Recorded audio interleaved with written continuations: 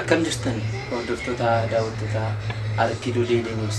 Kun qophii Harkiluu Daily Business kan torbanitti isaa kana simbira gahu. Nageenyi keenya bakka jirtu isin akka qabu jecha har'as qophii keenyaan keessummaa kabajaa tokko afeerradhee as na cinatti argama. Keessummaan keenya kun eenyu akka ta'e eenyummaa isaa nu ibsa jechuudha. Tolee baga saatii keenya miidhagdee bakka kanatti argamu isin jenna. Eenyu akka taate daawwattoota keenyaaf kan Qudduusaa Addisii jedhama. Anis kanan hojjedhu dhaabbata waldaa aksiyoonaa OSIT durataa yookaan gaggeessaa ta'een. Tolee galatoomisiin jecha ati miseensa sheerii OSIT kaampaaniidhasi hojii gaggeessaadhasi. OSIT'n maalidha? Akkamiin moggaa'uu dandeenya? OSIT ibsuun gabaabumatti gabaajee yookaan akroonimii afaan Ingiliffaatiin walitti dhufedha. Innis Oromiyaa Communication and Information Technology jechuudha. Hiikisaas Let Oromiyaa Communicate through Information Technology kan jedhu irraa ka'e jechuudha.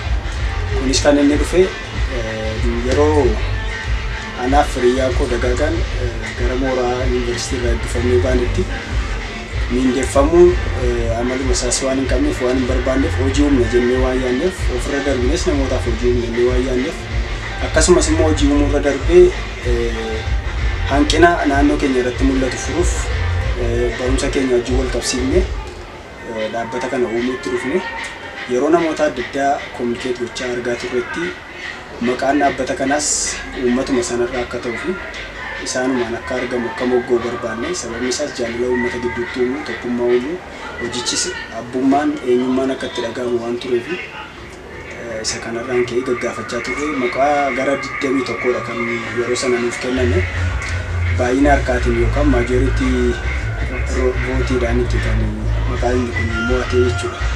Kanaaf dhaabbatni OSIT jechuun Oromiyaa Communication and Information Technology jechuudha. Egaan erga hundeeffame baay'ina miseensaa hagamiin akka hundeeffame darbees immoo kaapitaala hagamiin akka hundeeffame nu eeruu dandeessa? Dhaabbanni keenya bara akka lakkoofsa faranjiitti bara 2019 keessa gara jalqabaatti kan hundaa'e erga hundaa'e ammoo waggaa tokko geera jechuudha. Kan inni hundaa'es amma yeroo kanatti nama 86dha. Isaan keessaa persentii baay'een persentii 50 ol jechuudha. Ogeessota IT'ti. Nunis akkuma beektan barataa software engineering ture. Software engineeringdhaan 5 kiiloo yuunivarsiitiirraa kan eebbifame. Addis Ababa yuunivarsiitii jechuudha. Ogeessuma ICT'ti kan baay'inaan kominikeet gochaa turre kan argaa turre. Nama 86 kan hundeessine. Kaapitaala hagamii?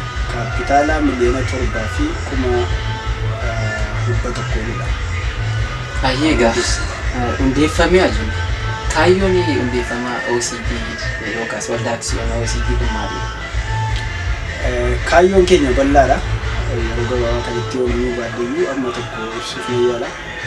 Kaayyoon keenya uummata keenya gama information technologytiin baay'ee duubatti deebi'ee jiru gara dursummaatti fiduu yookaan gara hangafaa gochuu akkuma uummati keenya biyya kana keessatti waan baay'eedhaan hangafadha. Yeroo ammaa kana immoo addunyaan gara teknooloojiitti ce'aa jirti. Biizinesiin teknooloojiidha, barumsi teknooloojiidha, siyaasi teknooloojiidha. Dhaloota teknooloojiin durfamutu immoo gara sajaajilutti gara koontirool yookaan to'achuutti deemu sababa ta'eef isa kanaan uummata keenya keessa lixuudha, uummata keenya gargaaruudha. Gaappii gara teknooloojiitiin jiru hir'isuudha sababa ta'eef kaayyoon keenya tootaalumatti awarenessii gara information technology jiru uumuudha jechuudha. Bareedaadha. Daawwattoota keenya qophiin keenya akkuma itti fufetti jira.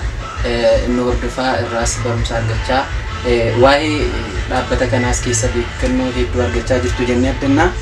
Tolee ergamnii fi mul'anni dhaabbata kanaa yookaas sheer kaampaanii OSIT maalidha jechuudha?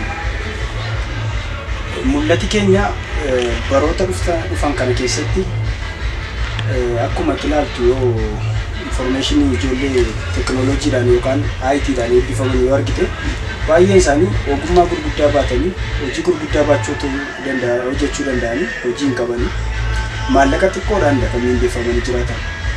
Garuu addunyaan irraa fakkeenyaaf Keeniyaa yoo fudhattee kanneen akka South Africa, Egypt yoo fudhattee galiin isaanii guddaan sooftiweerii irraa ta'a. Hindi yoo fudhattee amma yeroo kanatti baay'ee galiin isaanii guddaan sooftiweerii irraa. Biyyi keenya garuu biyya duubatti haftuudha.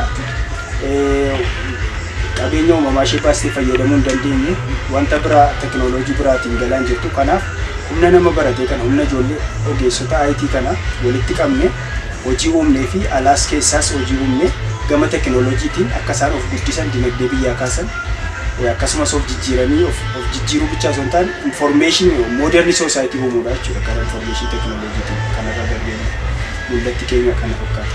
Ayyee dansaadha. Egaa hundeeffamee gara waggaa tokkoof baatii lakkoofsiseera. Hojiilee isin haga maal hojjettan ni maal fakkaata? Jalqaba waa'ee hojii keenyaan ibsiniin darbe dhaabbatni keenya seektaroota gurguddaa 9 irratti hojjeta. Kanneen keessaa tokko daldaladha. Daldalli kun meeshaalee elektirooniksii kamiyyuu meeshaalee qulqullina qaban meeshaalee teknooloojiin ammayyaa'an biyya keessa galchuuf raabsuudha.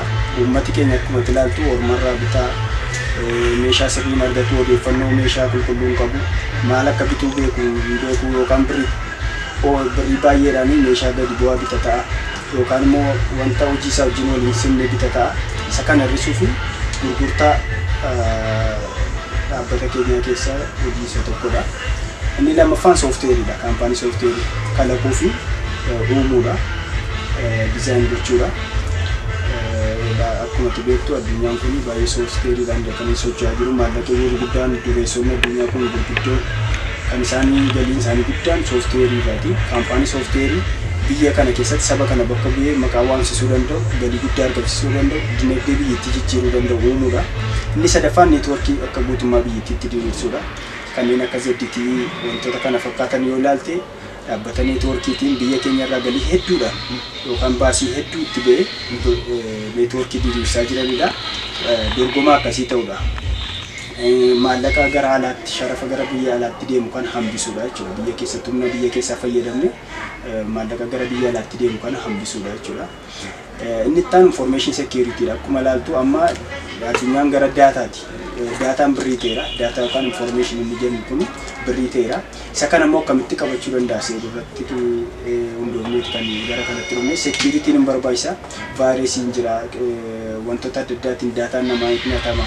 Passwordin namaa hatama. Inni kun immoo daataan leak ta'e yookaan hin bahe jechuun namoonni rakkoo adda addaa irra bu'uu danda'u information gama kanaan uumuudha. Information security gaafa jennu hardware security, software security jira.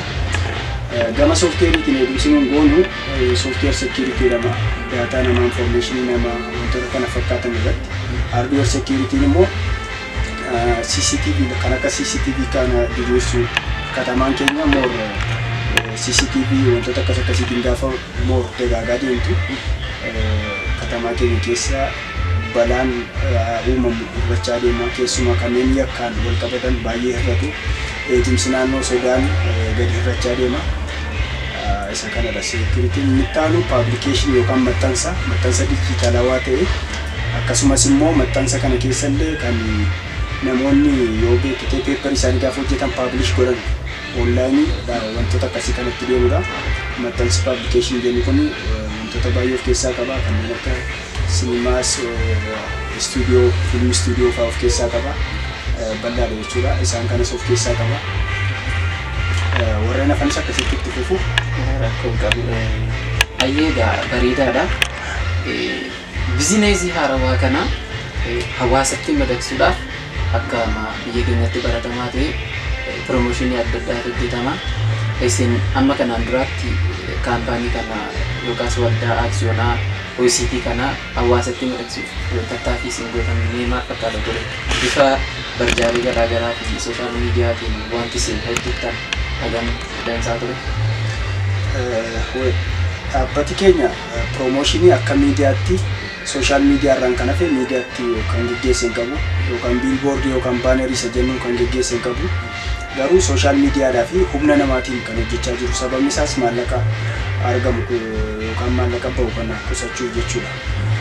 kaapitaalli keenya xinnoodha hojiin nu yaannee jiru guddaadha. Hojiin keenya maallaqa hedduu gaafata. Importingii qaba keessatti inni doolaara gaafata. Doolaara argachuuf birrii biyya keenya sirriitti baay'istee dachaa lamaan dippoosit gochuu yookaan kuusuu qabda. Kanarraan kan ka'e maallaqi keenya xinnoo sababa ta'eef piroomooshinii miidiyaatti seenuu hin dandeenye. Garuu gara boodaatti sheeriin gurgurra sababa ta'eef sheeriidhaan gara uummata keenyaatti gaafa lennu piroomooshinii miidiyaan hojjenna. Isaan asitti teelegiraamii irratti peejii qabna, giruupiis qabna, Osit Teknooloojii kan jedhu jechuudha. Jooyin gochuu dandeessu namoonni abbaan barbaadan Osit Teknooloojii kan jedhu. Feesbuukiidhaan Osit Sheer Kaampaanii kan jedhu.